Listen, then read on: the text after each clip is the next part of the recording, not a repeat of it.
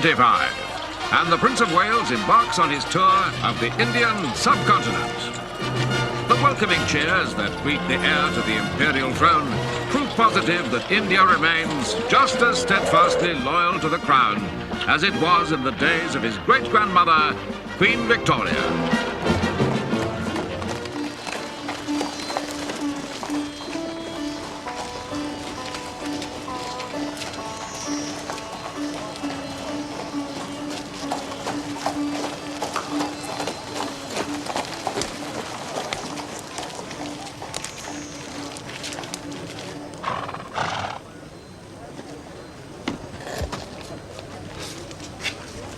Wait there a minute.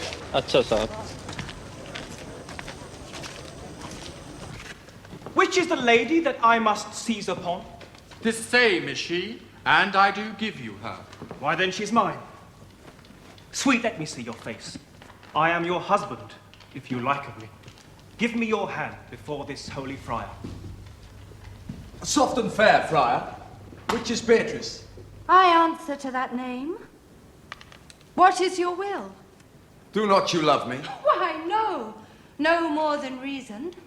Do not you love me? Troth, no. No more than reason. Why, then my cousin Margaret and Ursula are much deceived, for they did swear you did.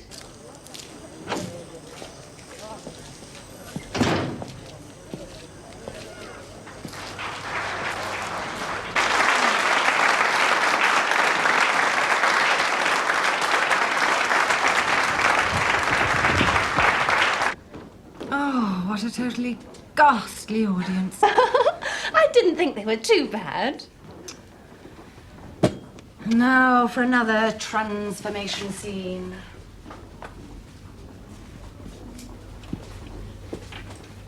How to make myself look respectable for Government House? Oh, I'm so excited. Me too. Is Mr. Blunt waiting? He'd better be. You're quite serious about him, aren't you?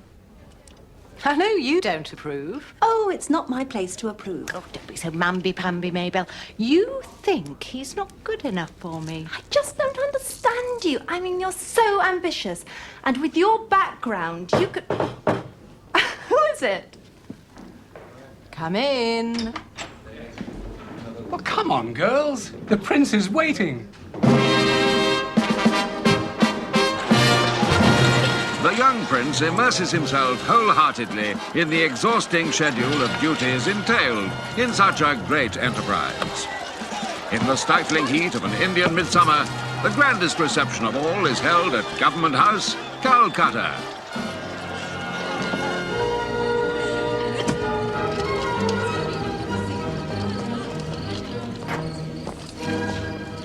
There she is. Oh, why aren't you dancing, Mabel? Oh, so hot in there. Did you meet the Prince of Wales, Mr. Blunt? No, never got closer than 5 yards. We've got something to tell you. Oh, no, Gerda, please, you promise. Alistair wants it kept secret from his stuffy family, but we're going to be married.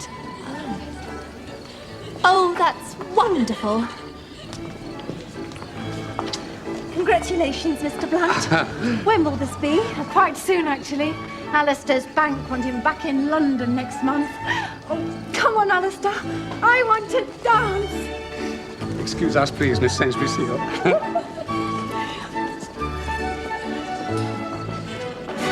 And so at last, time to say goodbye. As he leaves India, the jewel of Britain's vast empire, the prince can look back with pride at a job well done. We'd like to join with the people of India in saying thank you and God bless the Prince of Wales.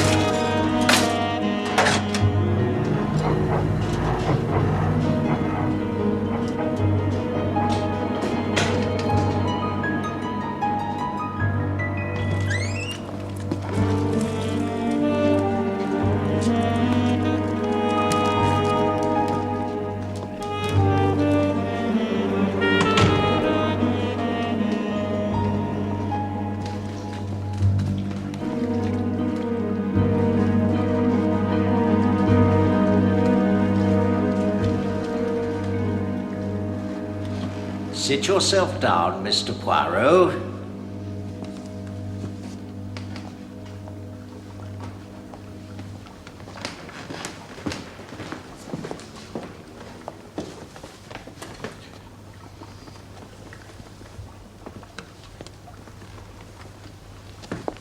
Quite comfortable?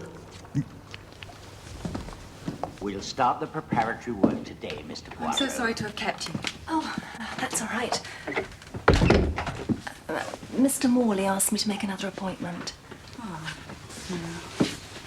What about the 6th of August at 11:45, Miss Sainsbury Seal? Yes, that looks perfect.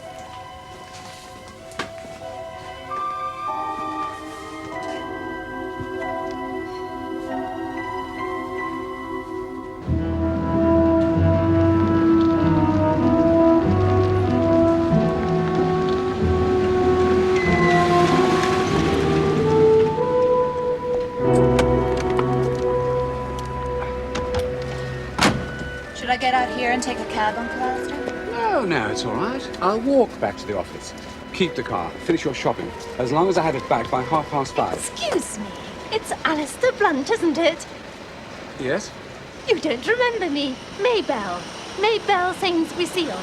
I was your wife's friend. Yes.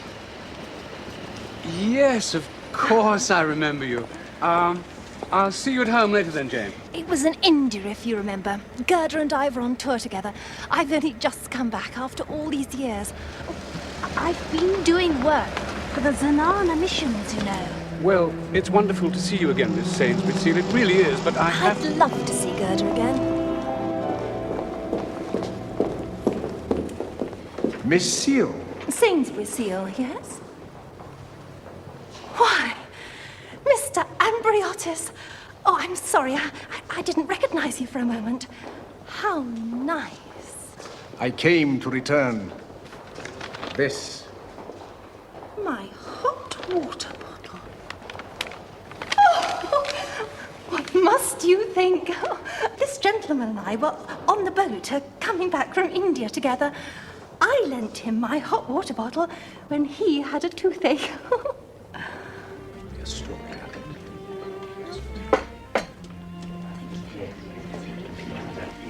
Have you been to a dentist yet about that tooth, Mr. Ambriotis? Not yet, no. It doesn't hurt so much. That's very naughty of you.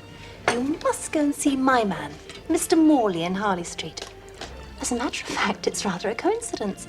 I saw him only this morning, and as I was coming out, I ran into another old friend from India. Oh, from much longer ago, of course. His wife and I were together in the touring company I told you about. Oh, yes, yes. When you were an actress. Quite. And he's done awfully well, I believe, since then. Mr. Alistair Blunt.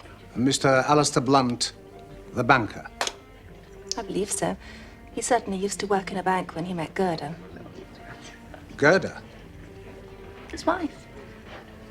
Oh, we were such pals.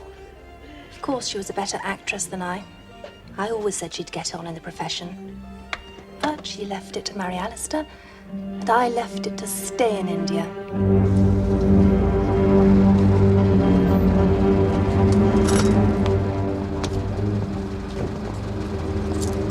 Thank you, sir.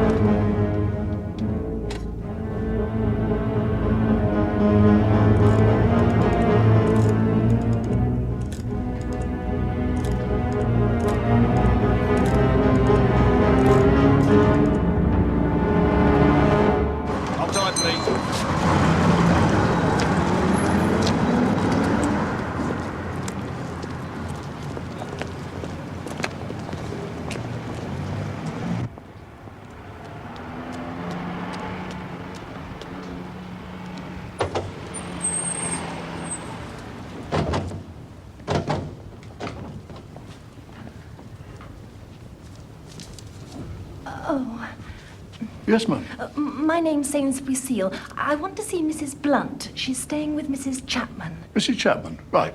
This way, ma'am.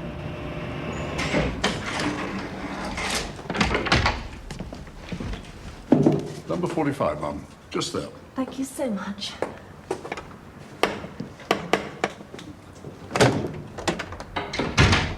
Good. After all these years.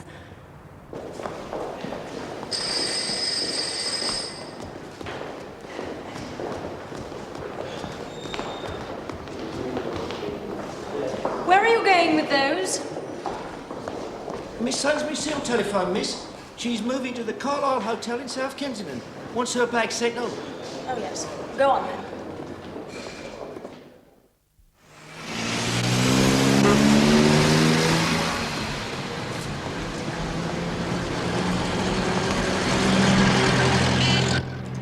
Damn boy's late again.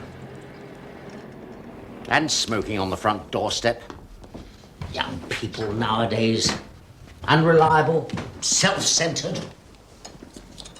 The girls are as bad. Gladys isn't coming in today. Her aunt's had a stroke and she's had to go up to Yorkshire. That's hardly the girl's fault.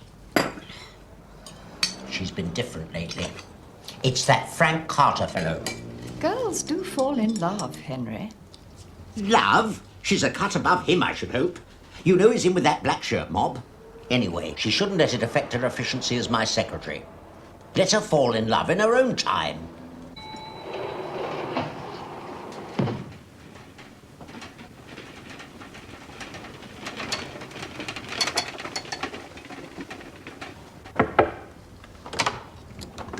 Good morning, Mr. Amberiotis. Is everything all right, sir? What? No. Yes, it's just a toothache.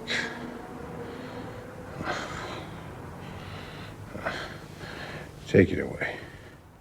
3, 4, knock at the door. 5, 6, pick up sticks. 7, 8, play and string. 9, 10, a big fat hen. 11, 12, dig and delve. 13, 14, maids a courting. 15, 16, maids in waiting. 17, 18, maids in waiting. 19, 20, my plate's empty. Thank you.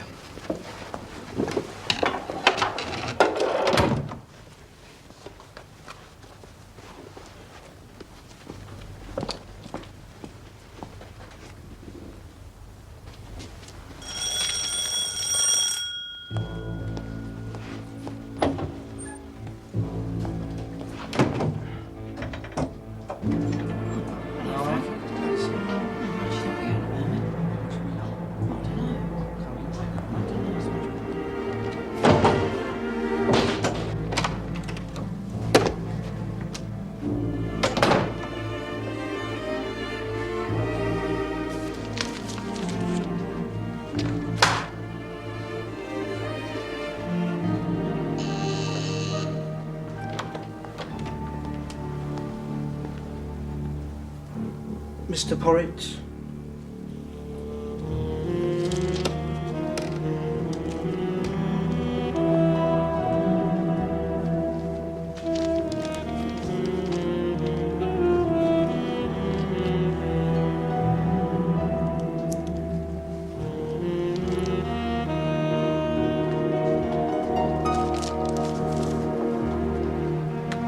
Till the end of the financial year. Thank you, Charles. Any other business? There's the question of the debenture issue. That was covered on the agenda. Yes, but we left the date open. Quite. That's all, I think. Meeting closed. Thank you, gentlemen.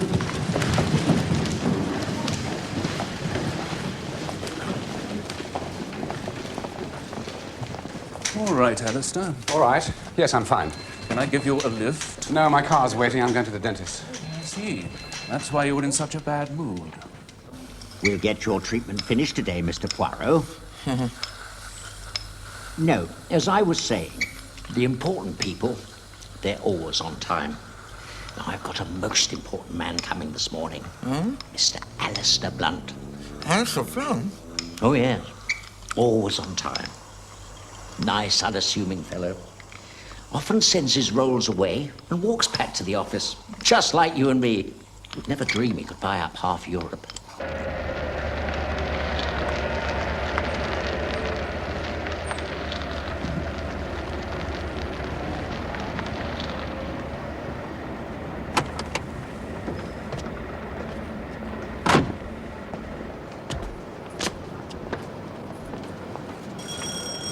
Well, goodbye, Mr. Poirot. Wasn't too bad this time, was it? No. Shall I ring for the lift for you? No, thank you. I shall walk down. I'll see you in 6 months. Indeed.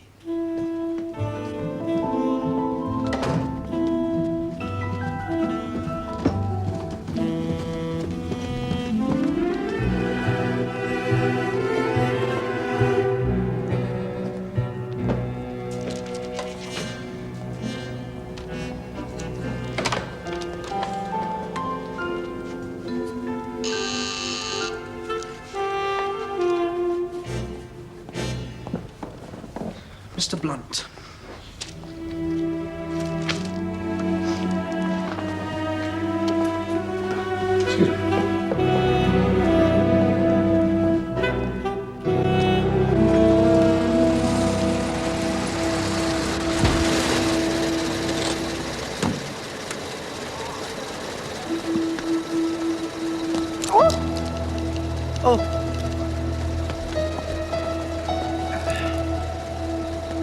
So kind. Not at all, madame. Oh, dear. Thank you. You are welcome, madame. Thank you so much.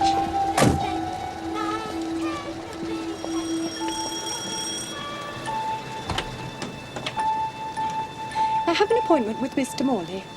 Name? Miss Sainsbury Seal.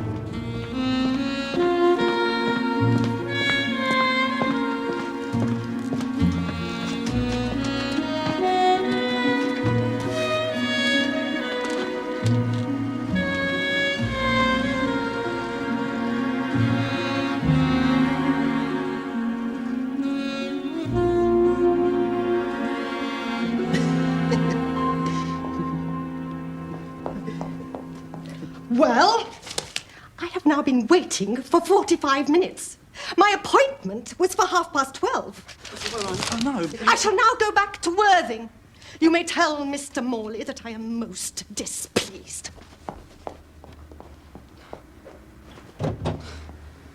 I am most displeased.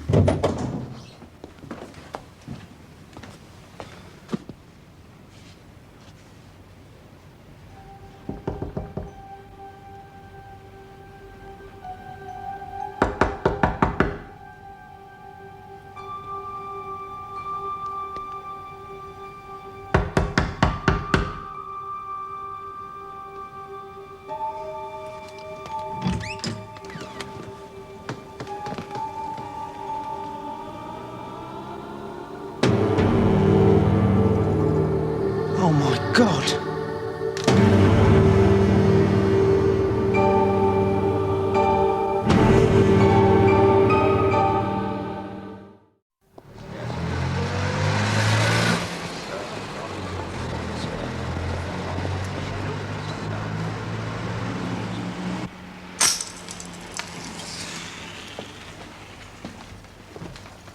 Revolver grasped in lifeless fingers.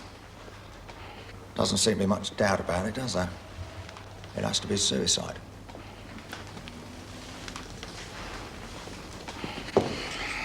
Sit down, quiet. All right, you can move him now. So, tell me, Chief Inspector Japp. Lived upstairs with his sister. Hasn't been moody or depressed. I wondered if you'd noticed anything when you saw him this morning. Nothing at all. He was, what shall I say, normality itself. When did it occur, this tragedy? Can't say exactly. Nobody seems to have heard the shot. It was discovered about 1:30 by the page boy Alfred Biggs. At what time did Monsieur Morley last press the buzzer for a new patient? 12:05, and the boys showed up the patient who was waiting, a Mr. Amberiotis, staying at the Astoria Hotel, according to the appointment book. And at what time did he leave, this Monsieur Amberiotis? Well, the boy didn't show him out, so he doesn't know. But I rang up the Astoria, and Mr. Amberiotis says he looked at his watch as he closed the front door, and it was exactly 12:25. So, at 25 minutes past 12, our dentist, he is the normal dentist, huh? Cheerful, competent, urbane. And the very next moment, despair, misery, what you will, and he shoots himself?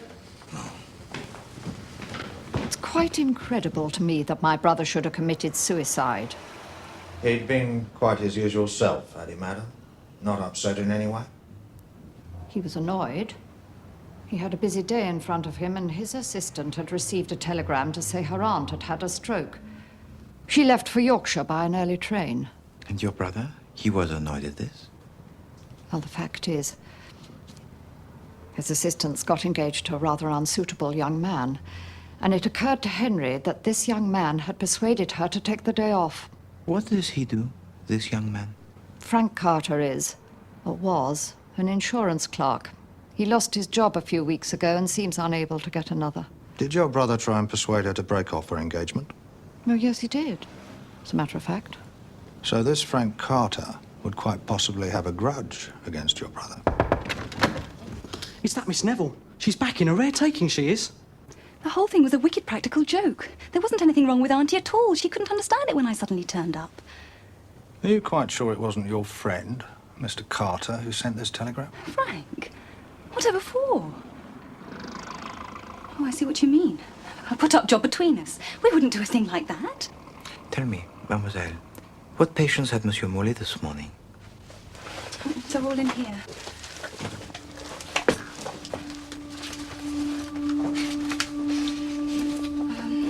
At 10 o'clock, Mrs. Soames, about her new plate.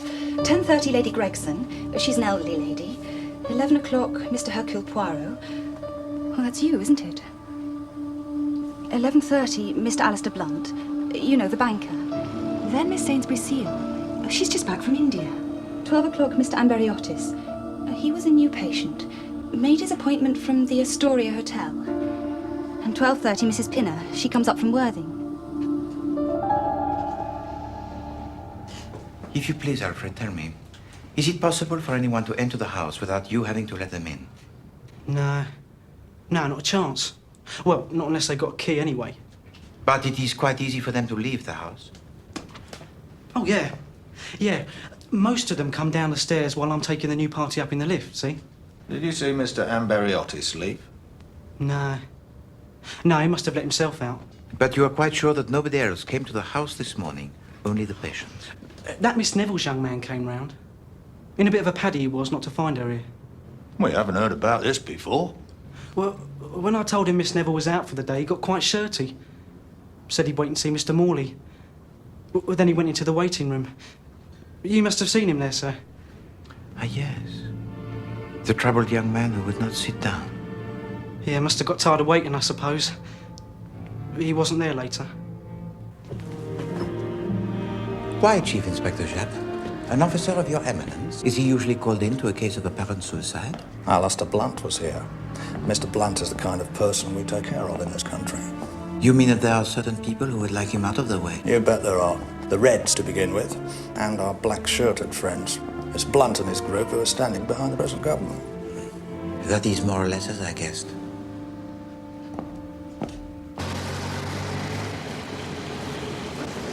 Tell me something about Monsieur Blunt, Chief Inspector. Alistair Blunt. He controls all the Arnholt interests in Europe, as well as the merchant banks. He married into the family. We won't spend too long with him. I want to get onto the Astoria. As it stands at the moment, this Mr. Amberiotis was the last person to see Mr. Morley alive. This is the second occasion this year that my allowance has not been paid on time, Alistair. You must talk to the bank, Julia, or to the trustees. Only my poor dear sister was still alive. If she were alive, Mother, you couldn't benefit from her will. That is a wicked thing to say, Jane. It's not wicked, it's true. The truth is often wicked. I'm sorry, Julie, this is not my business. When I die, the capital will come to you to do with exactly as you wish. Until then... Until then, I am expected to exist, I won't say live, on the pittance from the trust. $25,000 a year can scarcely be called a pittance.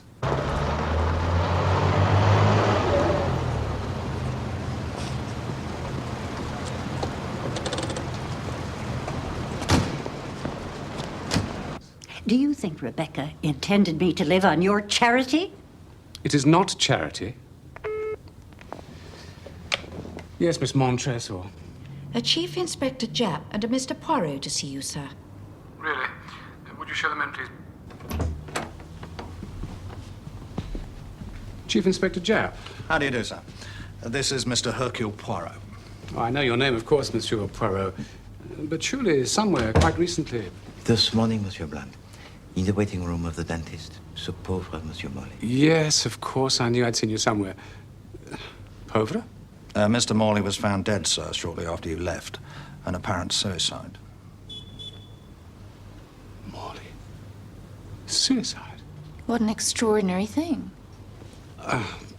Forgive me, I'm sorry. This is my niece, Miss Oliveira, and her mother, Mrs. Oliveira. Mademoiselle? Madame? I've never heard of a dentist committing suicide before.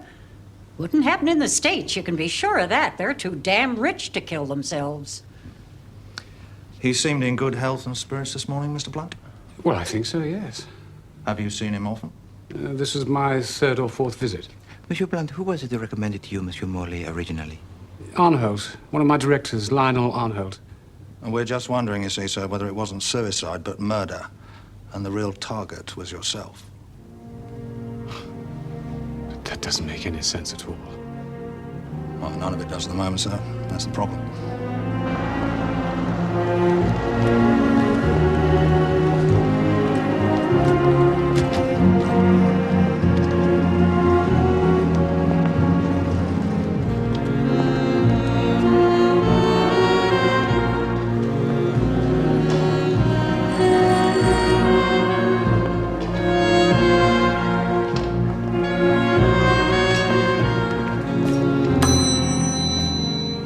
Good evening. We'd like to see Mr. Amberiotis. I'm sorry, sir. I'm afraid you can't. Oh, yes, I can, my lad. Police. You don't understand, sir. Mr. Amberiotis died half an hour ago.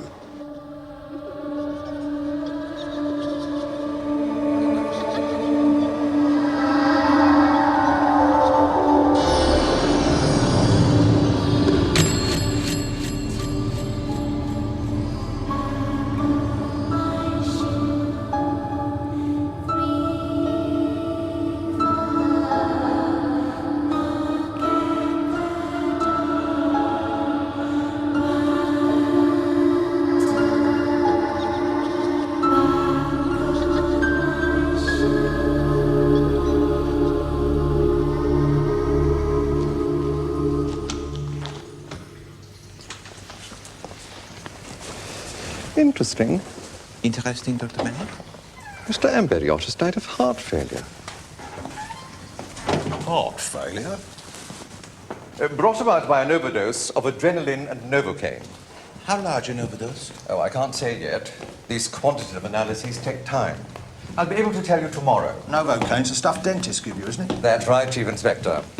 The subject had been to the dentist, I believe. Yes, I'll keep it in the notes. What a washout. What do you mean, Chief Inspector?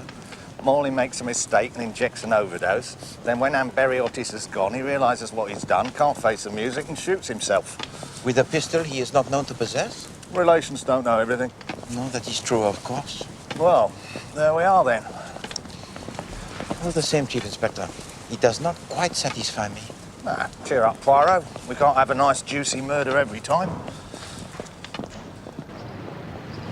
Committed suicide? Mr. Morley? Poor man. I suppose he had something on his mind. Such worrying times we live in. Did he seem worried to you, Miss Sainsbury? Well, I can't really say you know that he did. Can you tell us who else was in the waiting room while you were there? Let me see. There was just one young man there when I went in. I think he was in pain because he was muttering to himself and looking quite wild. And then suddenly he jumped up and went out. And he was the only other patient that you noticed? A gentleman came down the stairs and went out, just as I went up to Mr. Morley. Oh, and I remember a very peculiar foreigner came out of the house just as I arrived. That was I, madame. Oh, oh dear. Oh, do forgive me. Oh, the light in here is so dim. Please, calm yourself, madame. Well, I think that's about all, Miss Sainsbury Seal. We may require you to give evidence at the inquest, of course. Oh, no. I will be so nervous. Well, no need to be nervous, madam. Just stand up and speak clearly. Oh, that's very amusing, Chief Inspector. Is it? I used to be an actress. Just small parts, you know. Then I went on a world tour.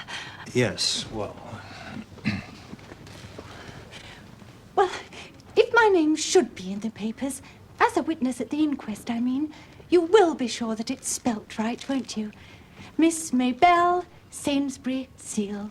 Maybelle spelt M-A-B-E-L-L-E.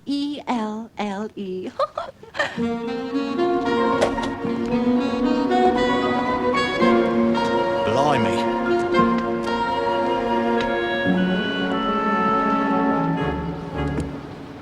I can only give you a few moments, I'm afraid, Mr.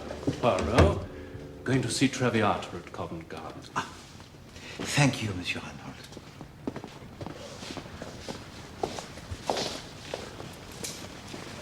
What's this all about?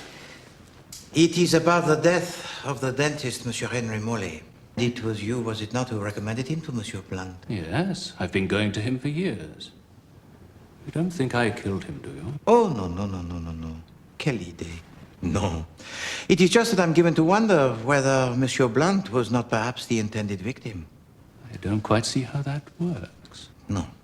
At this moment, Monsieur Arnold, neither do I. One grips at the straws. But tell me, Madame Oliveira, the sister-in-law to Monsieur Blunt, she is une dame formidable, n'est-ce pas? Oh, indeed. How did Madame Oliveira take to Monsieur Blunt marrying her sister? I mean, after all, he was a mere employee of the family business. I don't know about mere. Alistair was head of our overseas investments department. But I don't think Aunt Julia looked at it like that anyway. They were so obviously crazy about each other. Nobody, of course, knew, but she was already suffering from the disease that killed her 4 years later. A tragedy. Yes. Pardon. I must detain you no longer from your Monsieur Verdi. Monsieur Anholt, I thank you very much for your patience, and I hope that you enjoy the opera. Thank you.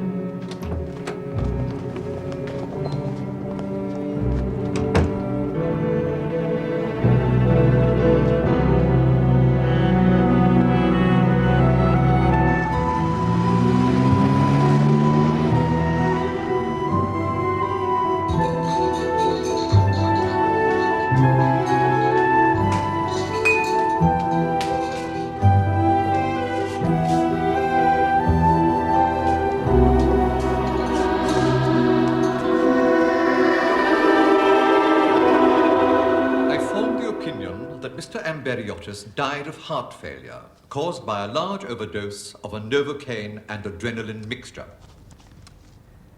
The dentist who treated Mr. Amberiotis earlier on the day of his death is now himself dead, I understand. So I understand, sir. Thank you, Dr. Bennett.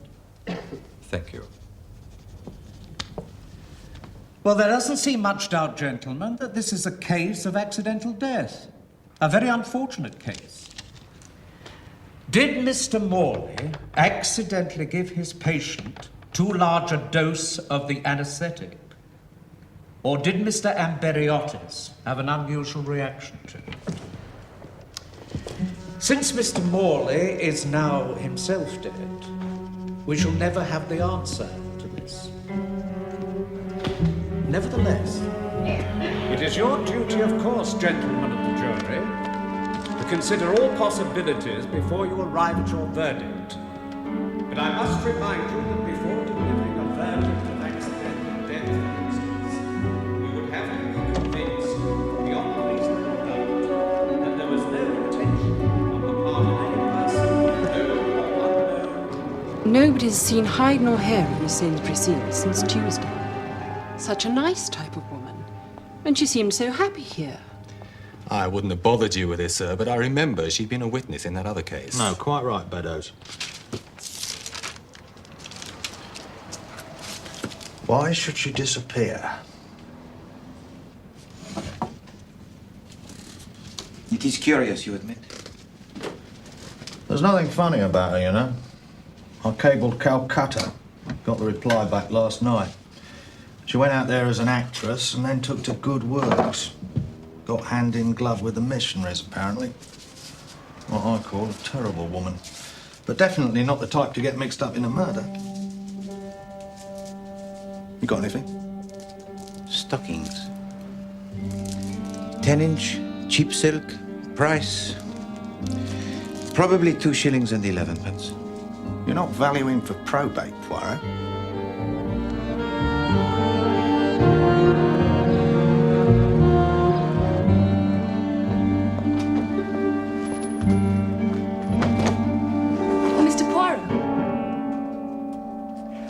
Mademoiselle Neville, what a pleasant surprise.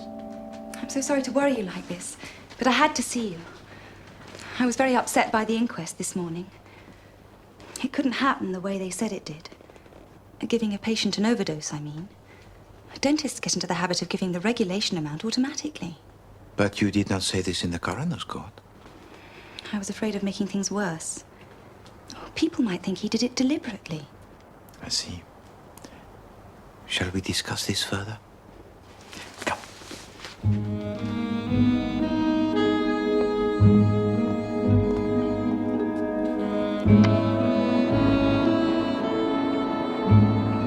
I should like to know a little bit more about the telegram you received calling you away on that day. Do you yourself have any ideas on the subject? Not really. Frank, my friend, accused me of wanting to go off for the day with somebody else. Oh. He's been very moody and suspicious lately. Just losing his job and not being able to get another one, I suppose. And he was upset, was he not, to discover that you had gone away on that day? Yes. You see, he'd come round to tell me how he'd got this marvellous new job. £10 a week. Ooh. He wanted me to know right away. And what is it, this new job? Oh, well, I don't know all the details. Some government department. I have to write to his London address, and the letters get forwarded. Hola. Does that not seem to you to be a little strange? Well, I thought so. But Frank says it's often done nowadays.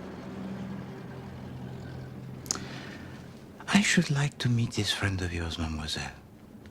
His only free day is Sunday. He's away in the country all the week. Eh bien, tomorrow is Sunday. I'm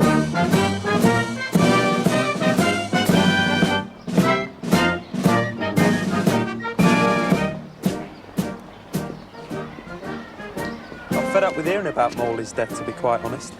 There wasn't anything so wonderful about him that I could see. Tell me, Monsieur Carter, why were you in Harley Street that day? I saw you there in the waiting room. All right. I was going to tell Morley that this business of putting Gladys against me had gone on long enough. That I'd landed a good job and that it was about time she handed in a notice and thought about her trousseau. But you did not actually tell him these things. I got fed up with waiting in that dingy mausoleum, so I left. At what time did you leave? I can't remember. I've got to get going. The march will be starting soon. It has been a great pleasure to meet you, Monsieur Carter. And yes, I am delighted to hear about your new job. The work, it is interesting, n'est-ce pas? Oh, yeah. You know. I'll see you next week, Gladys. Goodbye, Frank. Au revoir, Monsieur Carter.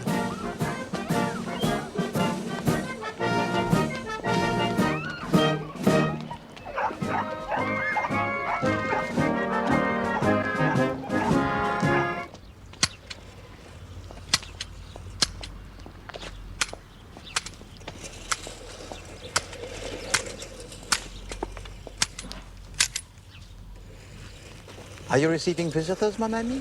Good heavens. Poirot. Chief Inspector? What on earth brings you to Isleworth on a Sunday afternoon? Business? What else? Oh, you better come inside and have a cup of tea. Thank you.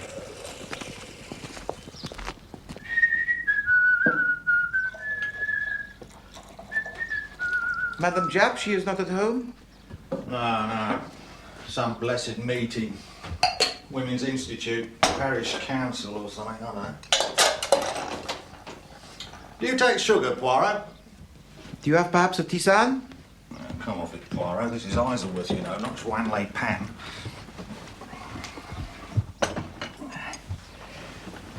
What's the business, anyway?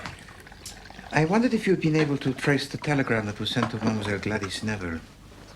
Yes, we did, as a matter of fact. Rather clever. The aunt lives in Richmond in Yorkshire.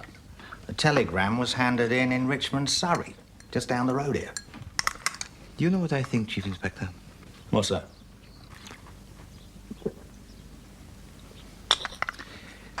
I think that there are signs of brains in this business. Well, the Assistant Commissioner's satisfied that Morley killed himself. Is he satisfied with the disappearing lady? Ah, the case of the disappearing seal. No. I'm still working on that. She's got to be somewhere. Garibaldi.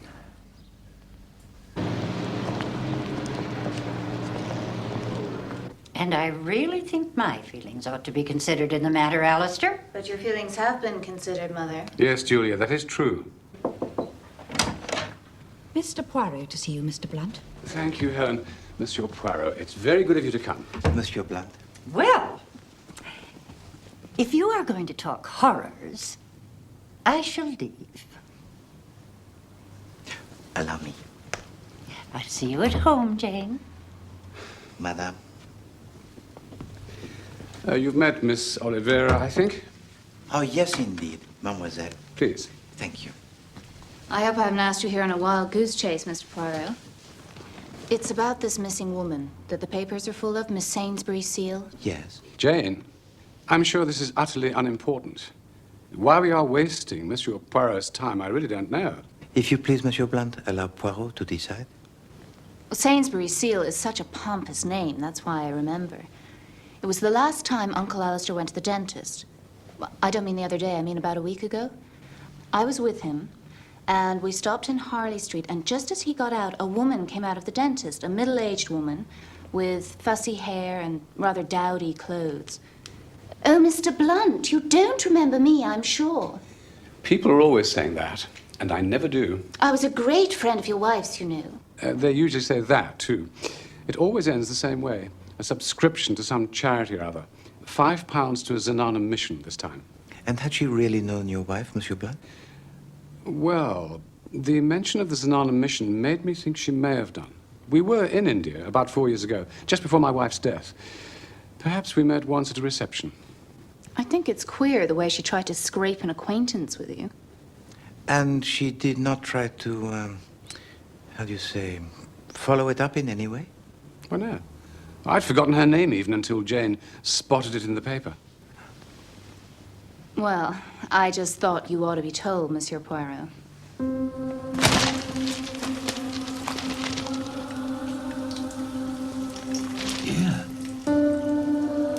Here, Alison.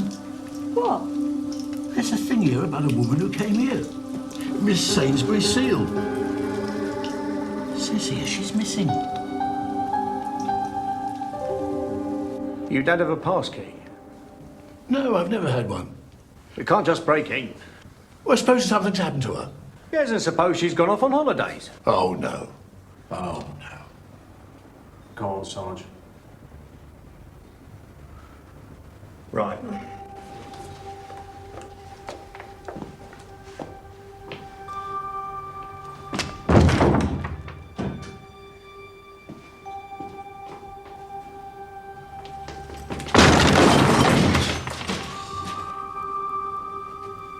Mrs. Chapman! Leave it to us. Mrs. Chapman!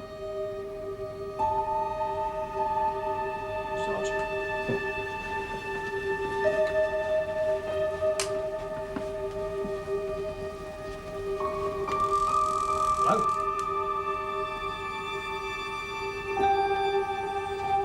Anybody there? Mrs. Chapman?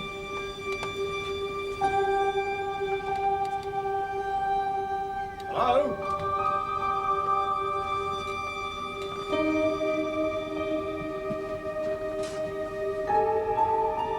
Anybody here?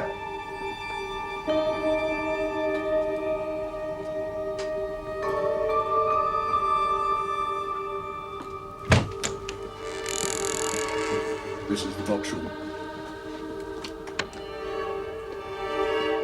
What's that? Well, I don't know.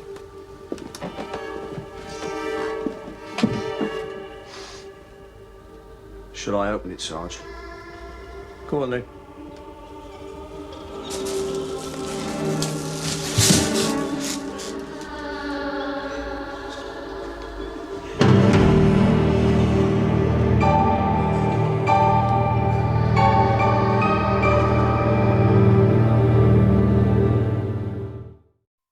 Right, Jack, I'll see this one. Excuse me, yeah?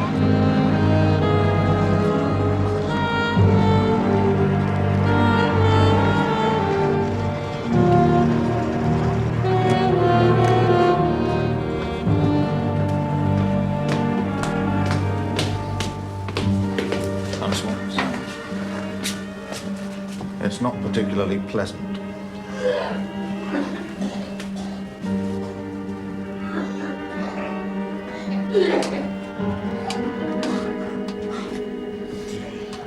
That's the porter being sick, sir.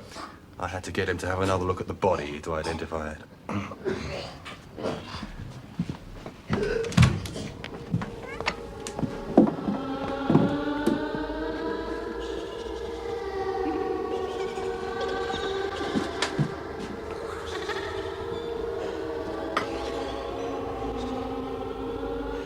There's some brandy in the other room.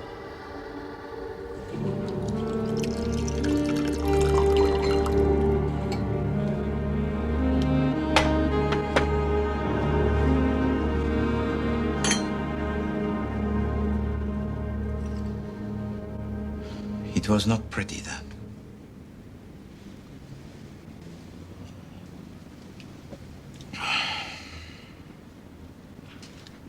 Tell me all about it, Chief Inspector. The flat belongs to a Mrs. Albert Chapman. Can't tell you much about her, really. Pays her bills, fond of a game of bridge, keeps herself to herself, more or less. The neighbours say they've hardly ever seen her, in fact. And Mr. Chapman's a commercial traveller, apparently, so he spends most of his time away from home. And Mademoiselle Saint-Brécile?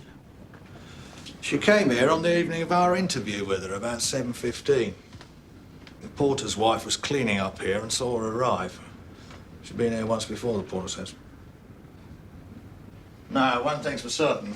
Sylvia Chapman, or Sylvia's friends, murdered the lady, put her in the box and made off. But why was the face so battered? Sheer vindictiveness, maybe. Or it may have been with the idea of concealing the woman's identity. I don't know. No fingerprints anywhere as far as we can see. You mean every fingerprint in the apartment was removed after the murder? That's about the size of it.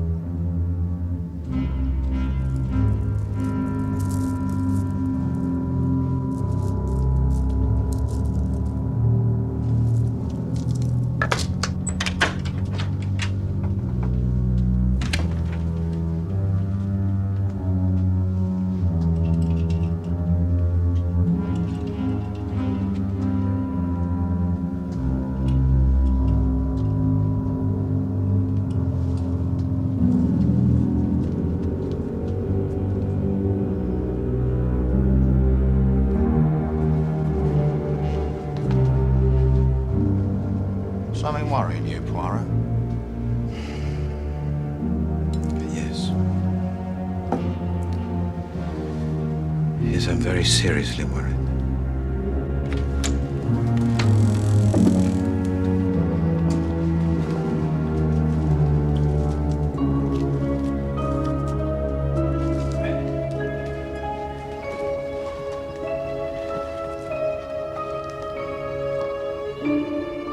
There is here, you see, an insoluble problem. One patent leather shoe, complete with buckle. What's wrong with that? Nothing. Absolutely nothing. All the same, I do not understand.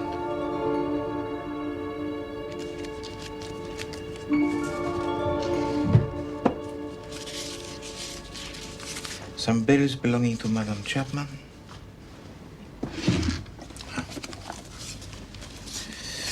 Some old theater programs.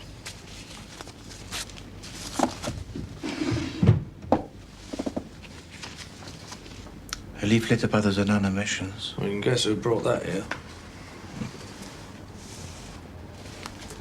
Nothing much of interest in the address book either, sir. No, so I see. Hairdressers, dressmakers, dentist, Morley, 168 Harley Street. Not so strange if she was a friend of the Sainsbury Seal woman.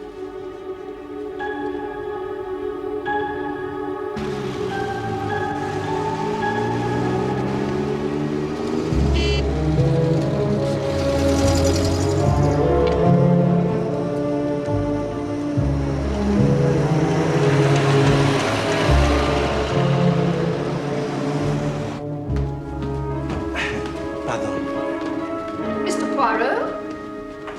What brings you here? Tell me, if you please, did your brother ever mention to you in particular a Mademoiselle Sainsbury Seal or a Madame Chapman? No. No, I don't think so. I managed to make this before they took everything this morning. Oh, thank you, Agnes. Would you like a cup, sir? Not for me, Agnes. Thank you very much. Agnes is coming with me to the country. She's becoming quite a good little cook, so she'll be able to do everything for me.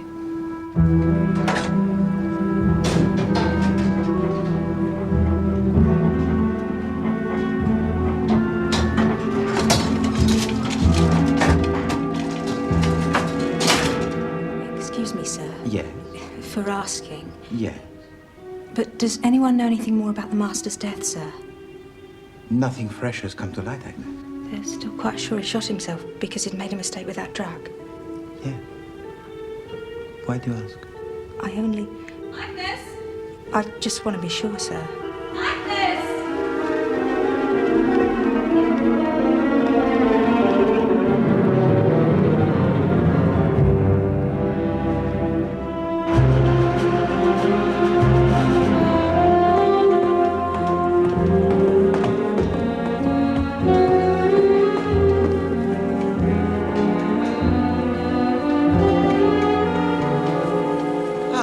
No time, Poirot.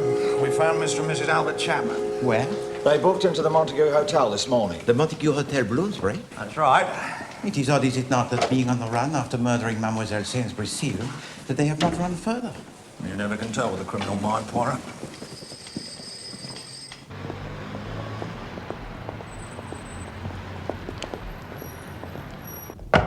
Open up! Who is it? Police! Police? Just open the door, Mr. Chapman. Here! All right, there's no need for anyone to get hurt. You are Mr. Albert Chapman? Yes? And this is Mrs. Chapman? Yes? What's the meaning of this? I'll ask the question, sir. Do you live at number 45 Litchfield Court in Battersea No. in the county? What do you mean, no? Well, we don't. Do we, Beryl? Beryl? What's wrong with Beryl? We happen to know that your name is Sylvia, Mrs. Chapman. What are you talking about? We live in Budley Salterton. Not this Litchfield place. You have proof of that, I suppose? Well, no. Yes, I have. Watch him, Beddoes.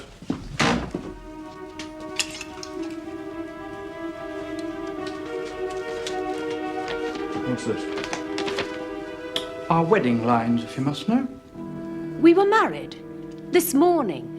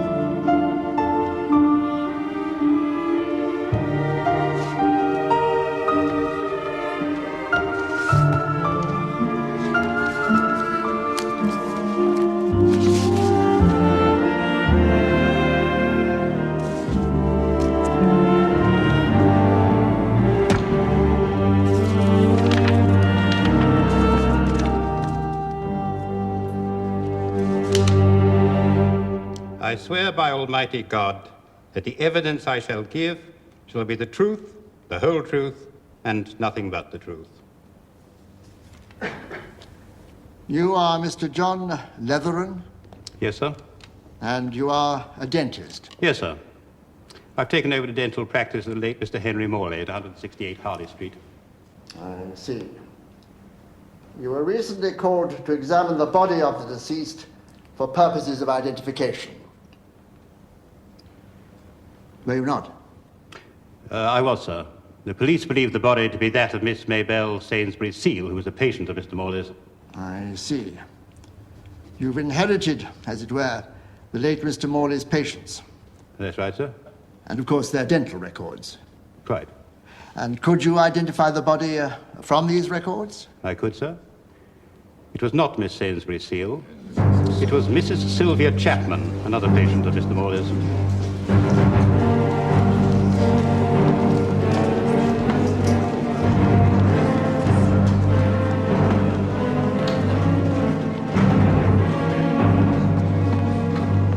The fair Mabel put one over on us good and proper. I wouldn't have thought she was capable of murder, but that's what it looks like now. Sylvia didn't murder Mabel. Mabel murdered Sylvia. Perhaps. It crossed my mind that Morley might have been killed so he couldn't identify the body. But as you have just heard, Chief Inspector, the records would still have existed. That's right. Anyway, I'm going back to work. Oh, Chief Inspector, this morning I received a letter from Monsieur Blunt. He has invited me to his house in the country. He may have a commission for me. Well, you always did move in exalted circles, Poirot.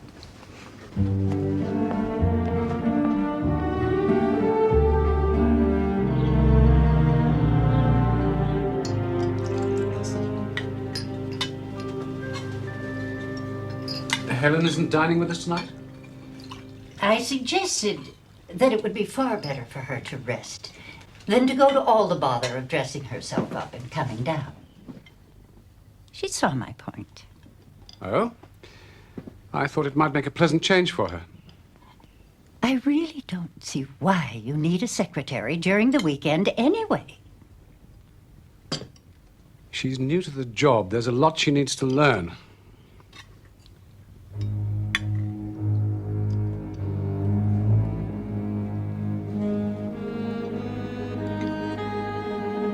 Monsieur Poirot?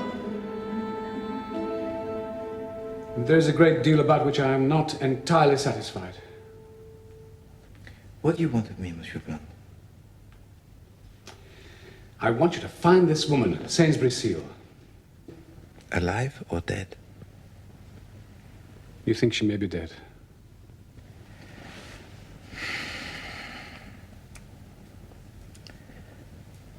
I think she might be dead, yes. Why do you think so? Because of a pair of new silk stockings I discovered.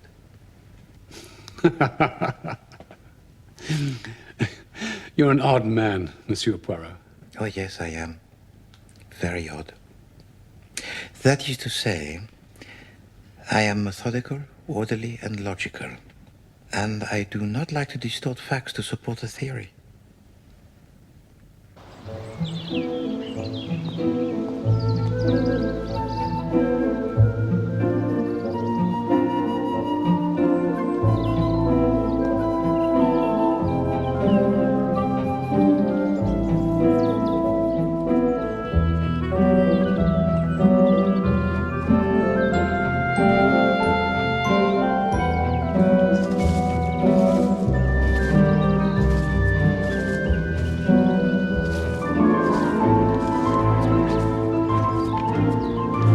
Good morning.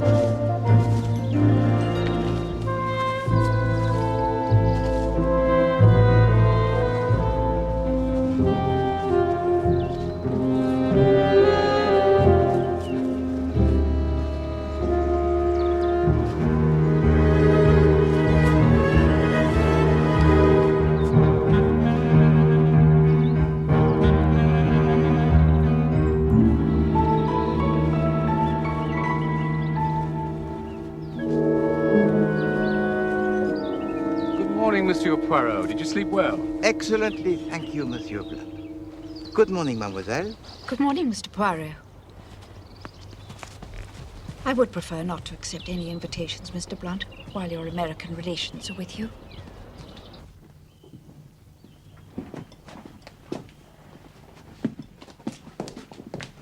Good morning. Julia, I'm afraid you rather hurt Helen's feelings. Oh, for heaven's sake, Alistair. She's only a secretary.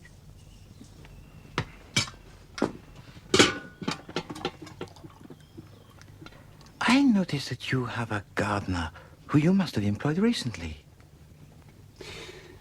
Yes, we took one on a couple of weeks ago. But do you know from where he came? I'm afraid not. McAllister, the head gardener, engaged him. What is his name? Well, I don't know. Dunning. Sunbury, something of the sort.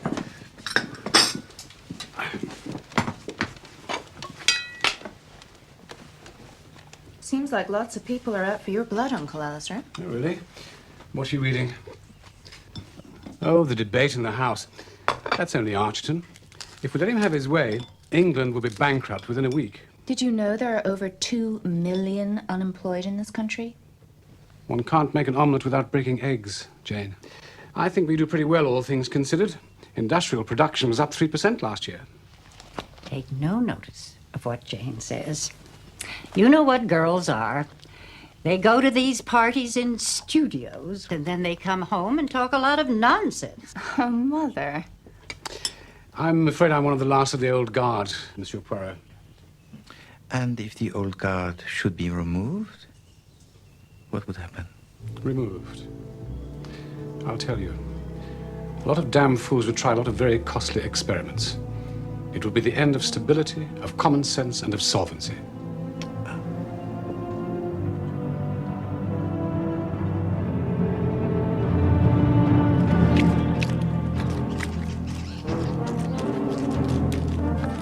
Of course, we've always taken great pride in our herbaceous borders here. They're a lot of work, mind, but well worth the effort, I've always thought. Ah, now these flowers here, they're beautiful. Yes, they're particularly good this year. And look at these here. Good God! Drop that gun! Wasn't me, I tell you! Oh, no, just shooting at the birds, I suppose. Oh, Mr. Blunt! I caught him right at it. I was just weeding the beds. I heard a shot, the gun fell right at my feet, I picked it up and this stupid cow jumped on me. Now then, Dunning, Dunbury, what is your name? His name is Frank Carter. You've had it in for me all along. I never fired that shot. In that case, who did? As you can see, there is no one else here but ourselves.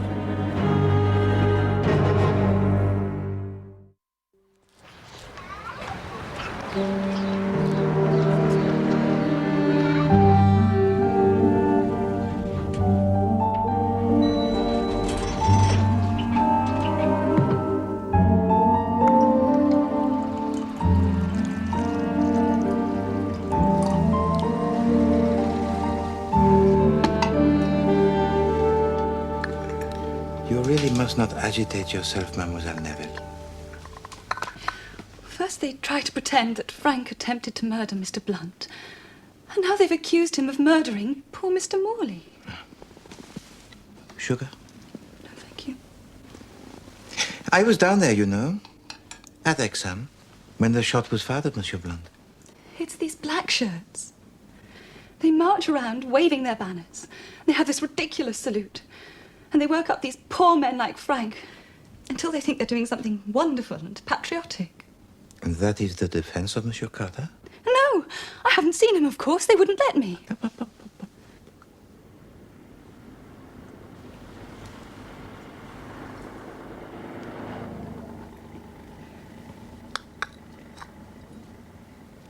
He has a solicitor working for him. And he told me what Frank had said. He met a man in a public house who said he was in the Secret Service. And he offered Frank this wonderful job. He was to take up the post of gardener and listen to all the other gardeners' conversations and sound them out as to their red tendencies. He had to pretend to be a bit of a red himself. And this solicitor? He is of the opinion that his client would do better to think of a story that is more plausible. Lawyers. You wouldn't believe how difficult they are.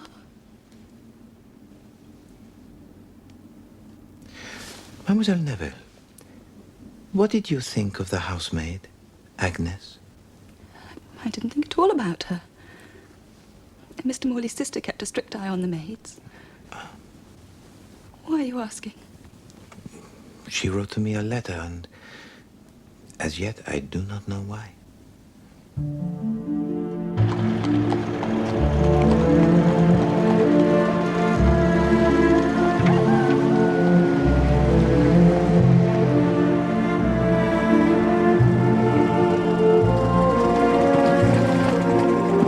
Thank you.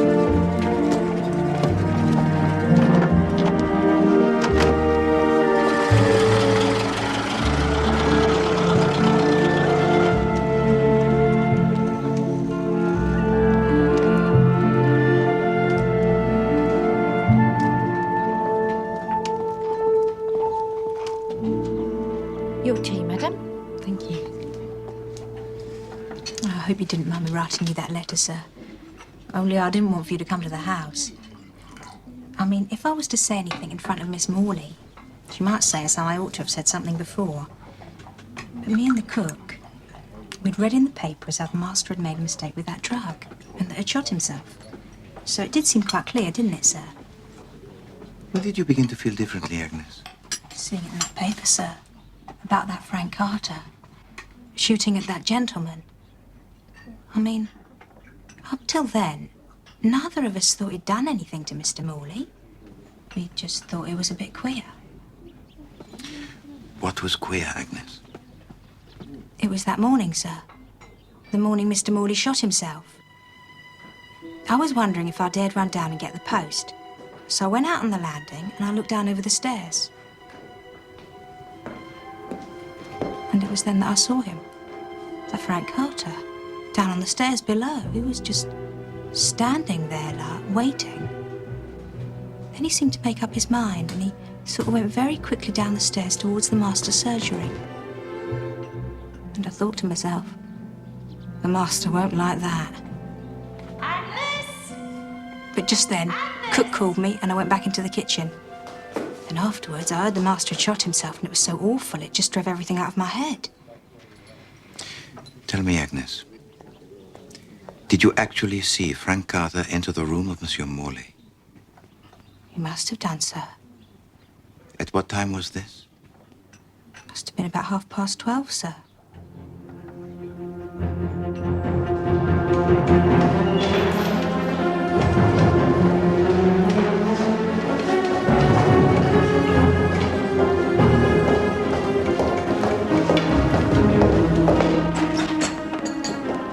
I want to see Frank Carter. What's the big idea? You are unwilling? What do you want to see Carter for? Ask him if he really murdered Morley? Yes. And I suppose you think he'll tell you if he did? He might tell me, yes. That can only mean that you've got hold of something that proves more or less conclusively that he didn't. You ought to play fair with us, Poirot. I am playing fair with you, Chief Inspector. Believe me.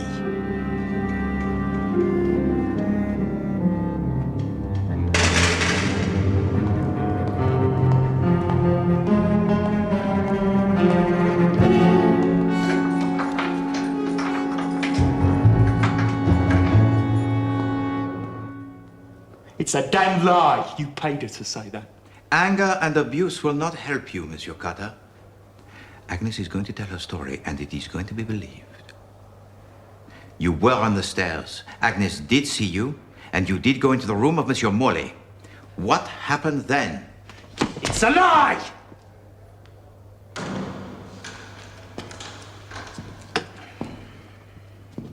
No. It is not a lie.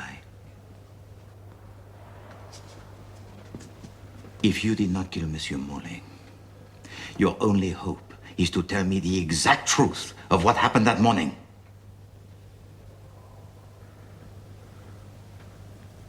God curse you if you let me down now.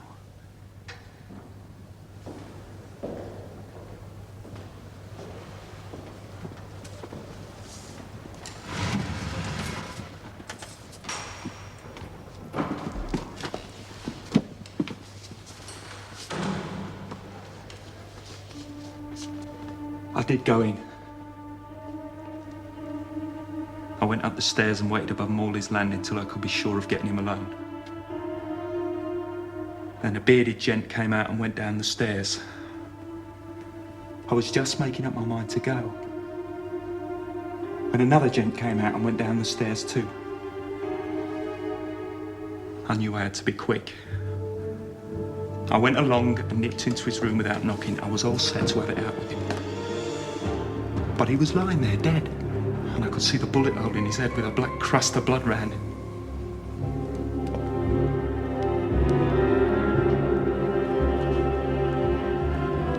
It was cold. I knew I was in a jam then. They were going to say I'd done it.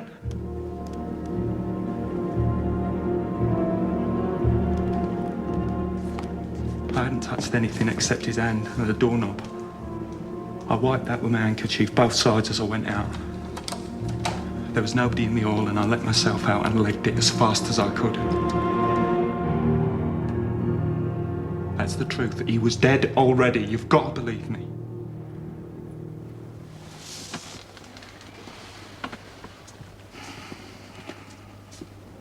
By telling me the truth, you have just saved yourself from being hanged. I don't see it. They're going to say if I knew... Carter, your story has confirmed what I knew to be the truth. You can leave it now to me.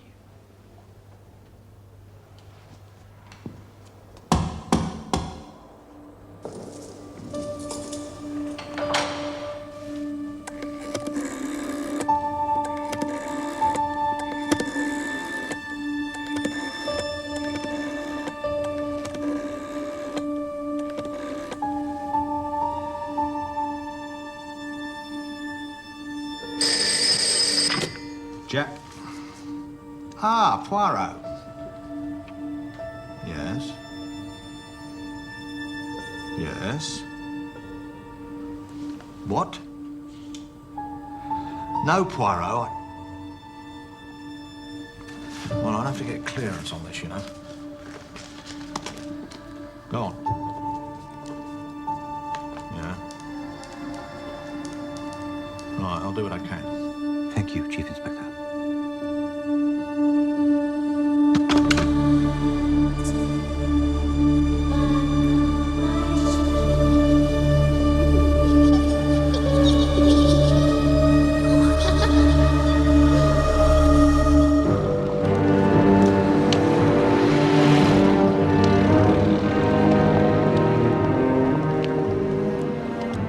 Mr. Hercule Poirot, sir. Thank you. This is about Miss Sainsbury Seal, is it? Have you found her? I hope you do not object, Monsieur Blunt, but I have invited a few other people to join us.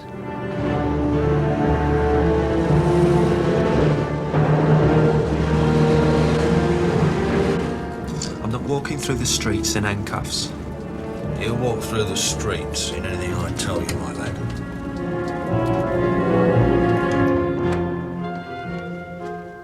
I hope this is a matter of importance, Alistair. That Belgian detective sent a most insolent message to us. Mother?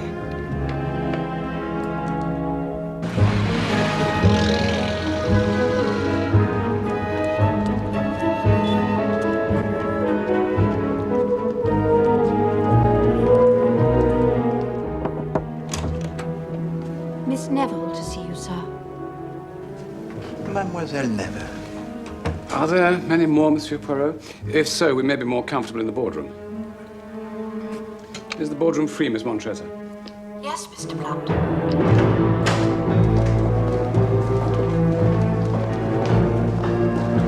Frank! All right. He's still in His Majesty's custody, you know. Show a bit of respect. Come on. Mesdames et Messieurs, good afternoon. Since the beginning of this case, 3 people have died. Pauvre Monsieur Morley, pauvre Monsieur Amberiotis, and pauvre Mademoiselle Sainsbury-Seal. I thought she was still missing. No, Mademoiselle. In fact, Mademoiselle Sainsbury-Seal was dead even before the investigations of this case began.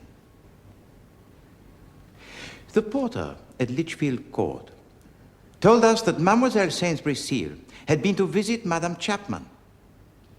He saw her go to the apartment and be let in. She never came out again. No.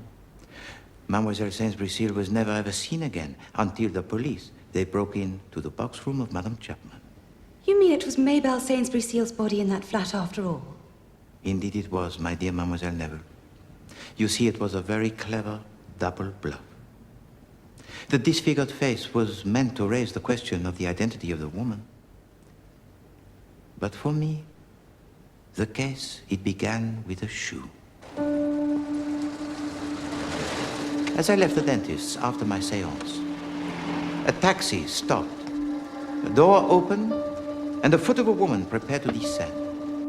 It was a foot that was well shaped, with a good ankle, and an expensive stocking. The shoe was new, shining, patent leather, with a large ornate buckle. And when the rest of the lady came into sight, to be frank, it was quite a disappointment. As Mademoiselle Sainsbury-Seal descended from the taxi, she caught her shoe buckle and it was wrenched off. I picked it up and returned it to her. Not at all, madame. Oh, dear. Thank you. You are welcome, madame. Thank you so much. That was all. The incident, it was closed. I'm sorry, Mr. Blunt, to interrupt. I finished the post. Is it all right if I leave now? Oh, no, please. Mademoiselle Montresor, please come and join the party. Monsieur Poirot is expounding some extremely entertaining theories. Please.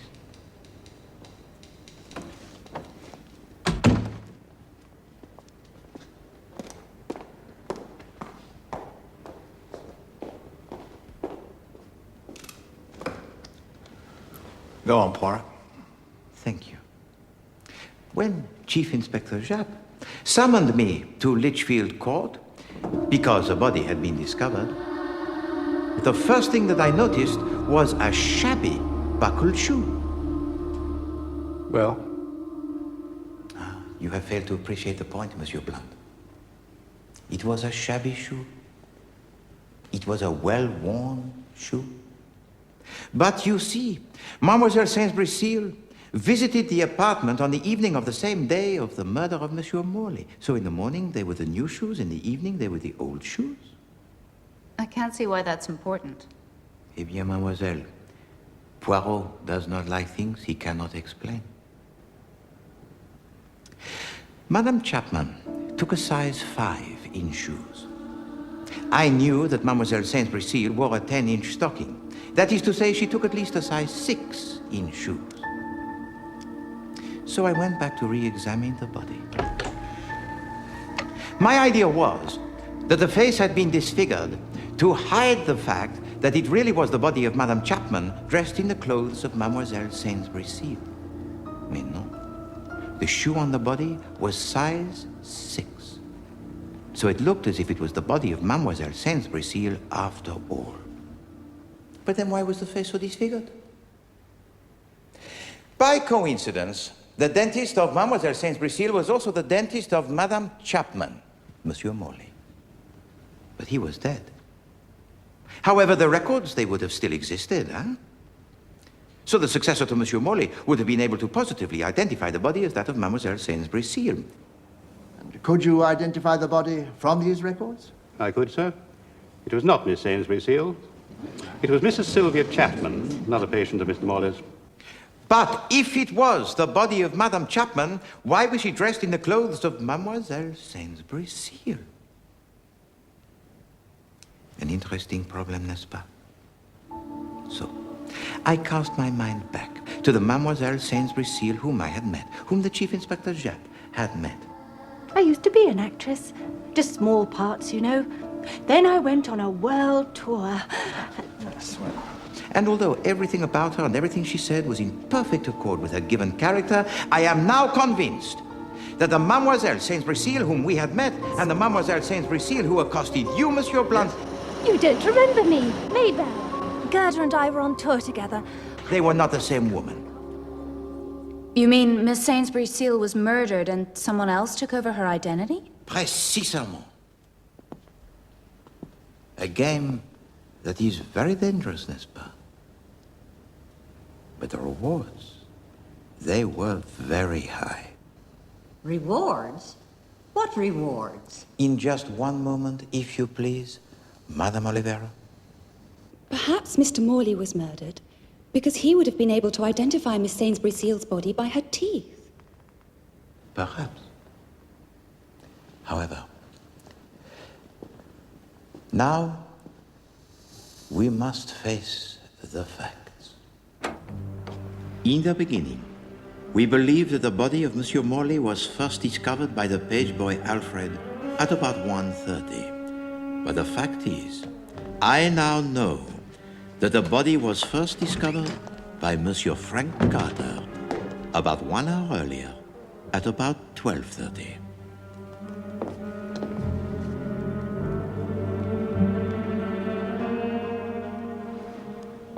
Two things occurred between the death of Monsieur Morley and the discovery of his body by Monsieur Carter. The lady whose shoe buckle I retrieved was shown into the surgery of Monsieur Morley.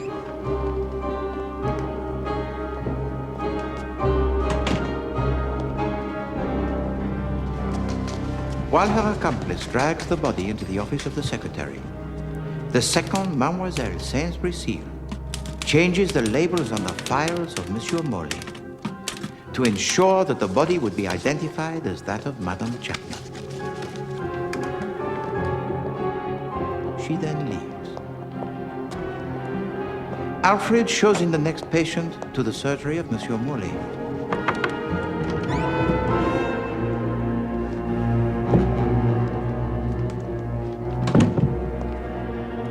Now, Monsieur Amberiotis had never before met the dentist, Monsieur Morley.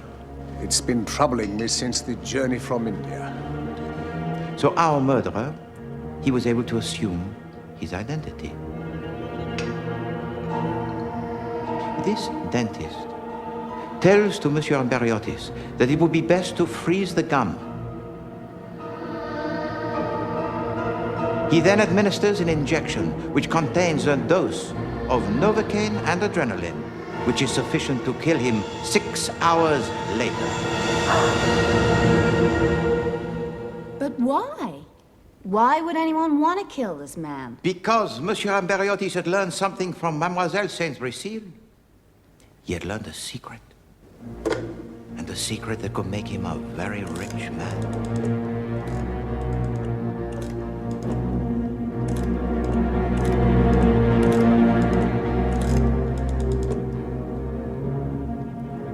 I wish to speak to Mr. Alistair Blunt. And Monsieur Amberiotis, he was a blackmailer. Are you seriously suggesting Amberiotis was blackmailing me? How How could he blackmail Alistair? Alistair has no secrets. With the greatest respect, Madame Oliveira, there I must disagree with you. Monsieur Blunt has a very big secret, a secret that must be kept at all costs. And there is only one method that is totally effective in dealing with a blackmailer, and that is to silence him. Forever. No. Monsieur Amberiotis, he had to go. And Monsieur Blunt had seen the name of Monsieur Amberiotis in the appointment book belonging to Monsieur Morley. His blackmailer used the same dentist. That'll do for today, I think. One more rinse, please. And so, Monsieur Blunt, you devise a clever plan. A very clever plan indeed. You wait until your treatment has been completed by Monsieur Morley.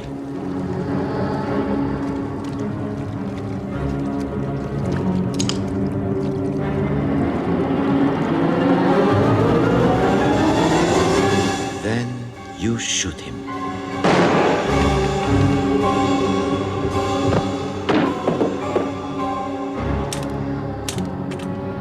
While the dental records are being falsified, you drag the body into the office of the secretary.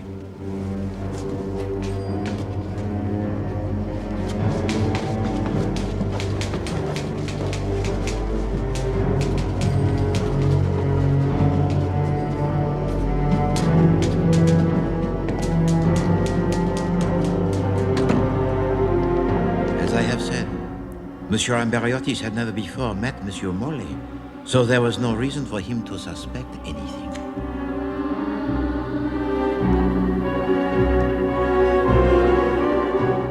You administer to him the fatal injection.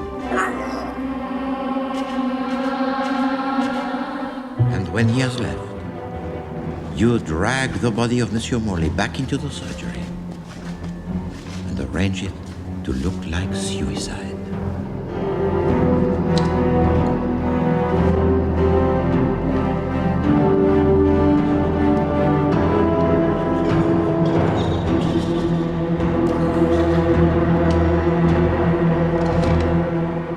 I know, Monsieur Poirot, you have a great reputation. But I'm afraid in this case you are wrong to a lunatic degree. Send him about his business, Alistair. Mr. Blunt's family stands 4 square behind him. I am very pleased to hear it, Madame Oliveira.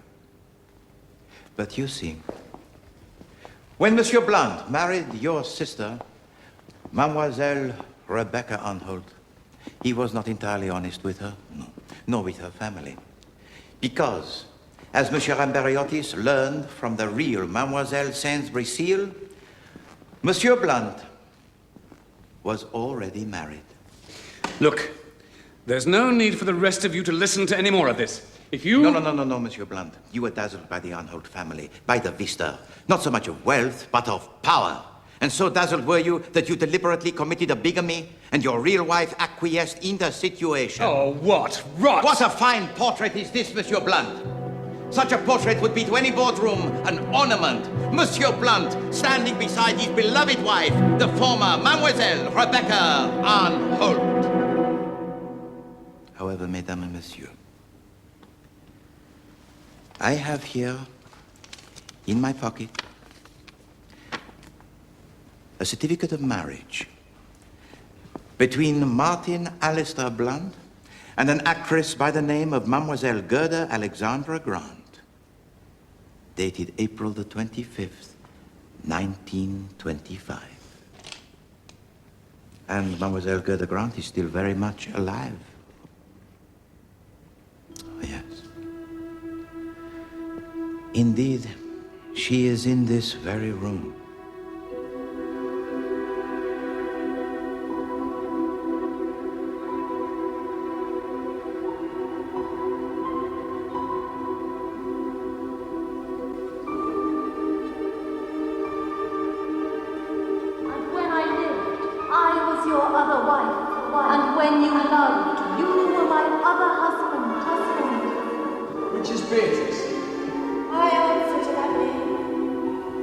What is Do not you love me? Why, no. No more than reason. Don't be so namby-pamby, Mabel. You think he's not good enough for me? Oh, come on, Alistair. I want to dance, dance, dance,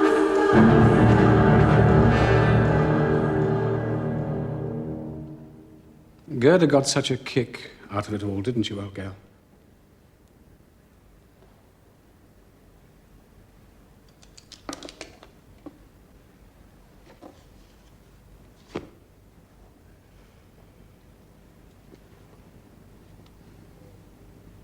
It was your skills as an actress, Mademoiselle Montresor, that were the key to the deception. You connived at the bigamy of your husband. While he set about marrying into the Arnholt family, you assumed the identity of Madame Sylvia Chapman. After all these years. Hello, Mabel. Come in. I've brought you some flowers. When the real Mademoiselle Sainsbury-Seal met again your husband, you murder your old friend in cold blood. Go into the sitting room, straight through there. But your skills as an actress are put to the test once again as the second Mademoiselle Sainsbury-Seal.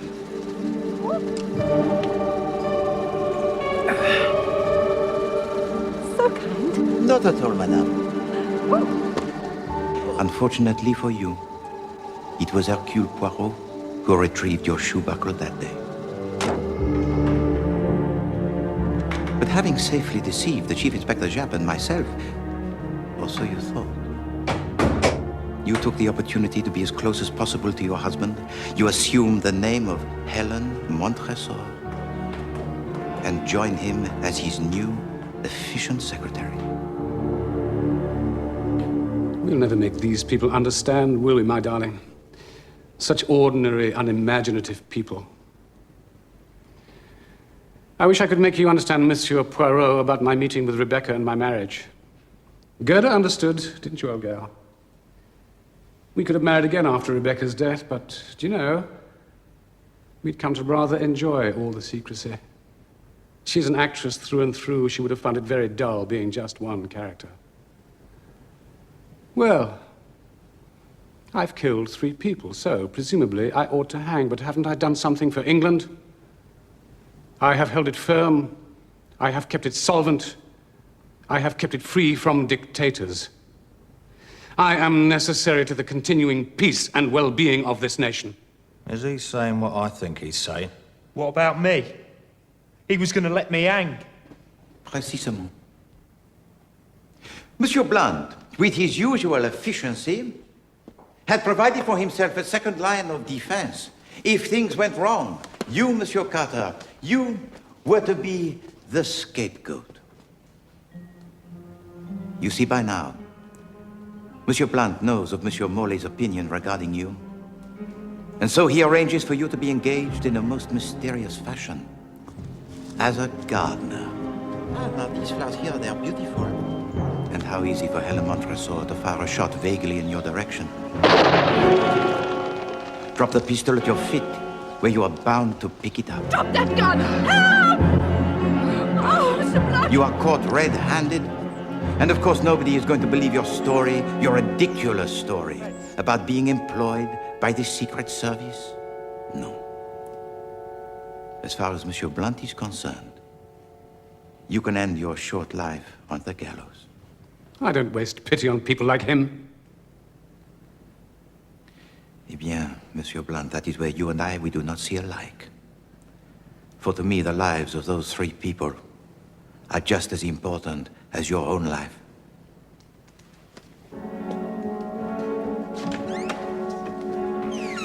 Monsieur Blunt, you talk of the continued peace of this nation, huh? Oh, yes, that is very good. But Poirot is not concerned with nations.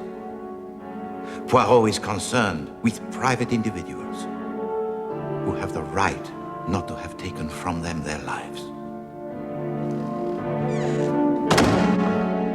Martin Alistair Blunt and Gerda Alexandra Blunt, I arrest you on charges of murder.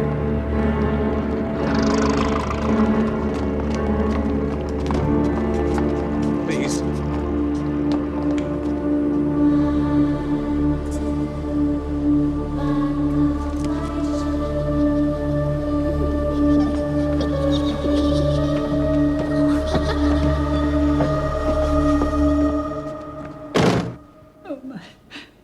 poor dear sister.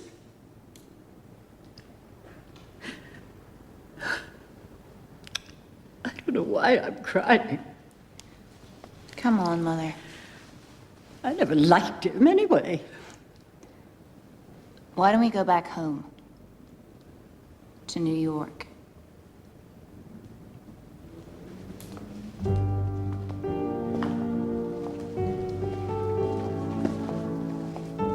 That could have been me, you know.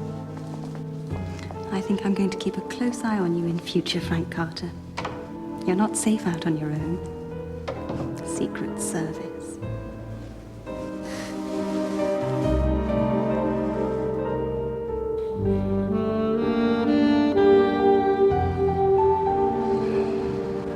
Look at it, Poirot. The trappings of wealth and power. And yet underneath it all... Yes, Chief Inspector? Well, I mean, it just shows you, doesn't it? They're no better than we are when it comes down to it. It's the little chaps that keep things on an even keel. Chaps like you and me. But there are no little chaps, Chief Inspector. Particularly not Poirot.